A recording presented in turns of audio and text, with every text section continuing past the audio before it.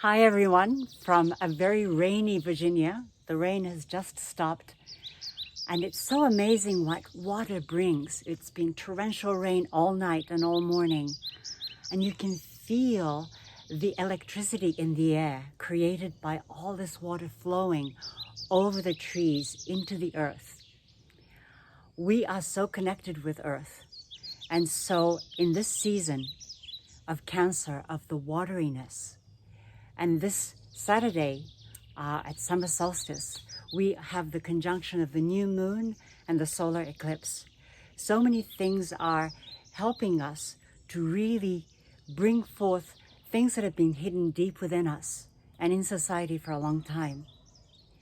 So won't you join me this Saturday, June 20th, for a summer solstice water ritual to really start to heal the emotional waters within us, so that we might start to heal the emotional waters around us. So I hope to see you there. We'll be moving, journaling, and sharing.